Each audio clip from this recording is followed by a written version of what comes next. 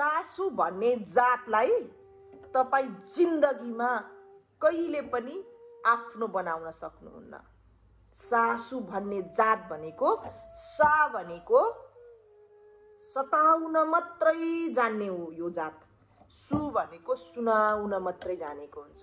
सताउन र सुनाउन मात्रै जानेको जातलाई सासु भन्ने गरिन्छ।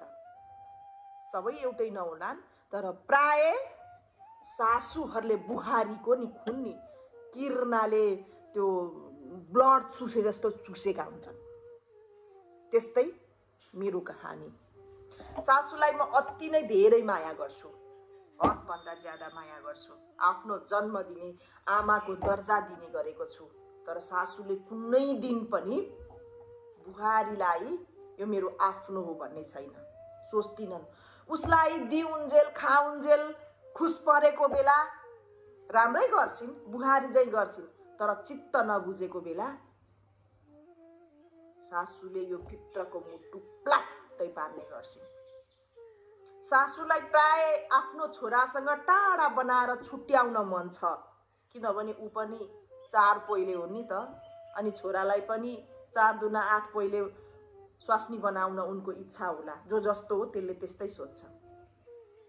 तर सासु जस्तो भए पनि श्रीमान चाहिँ गतिले पाएको छु। विवाह गरेको 1 वर्षसम्म त जब श्रीमानले आफ्नी आमाको कुरा सुनेर बेला बेलामा मलाई रुवाइरहन्थे तब चाहिँ धेरै दुःख लाग्थ्यो। म मर्न भनेर पनि गएको थिएँ। तर मेरी आमालाई सम्झेर फर्किए। अनि मेरी आमाले भनेको शब्द, म त बिना कसरी बाँचु, मेरो लागि त तहोस् छोरी, मेरो लागि बाँच्नुपर्छ, सहनुपर्छ, सबैको देख्न पाइन्छ। यही शब्दले फर्केर आएको पनि छु। अहिले त धेरै राम्रो भएको छ। 4 पोइले मेरी सासु 4टा श्रीमानसँग पनि घरबार हुन सकेन। कसैसँग झगडा गरेर, कसैसँग सम्पत्तिको लागि, कसैसँग के को लागि। जस्तो चस्मा उस्तै देख्छ उसले भने जस्तो।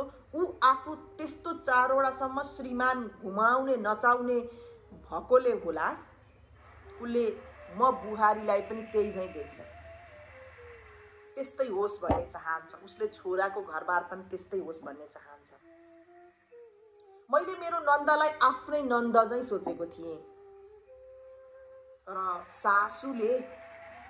सासुलाई जब यथार्थ सत्य कुरा मैले सुनाएँ, नन्दको चाहिँ एउटा ड्रग बिग्रेको केटासँग लसपस भइसकेको रहेछ। मैले त मेरो नन्दको घरबार राम्रो नबिग्रियोस्, घरबार राम्रो होस्, उसको जिन्दगी खुसी र सुखी होस् भनेर मेरो सासुलाई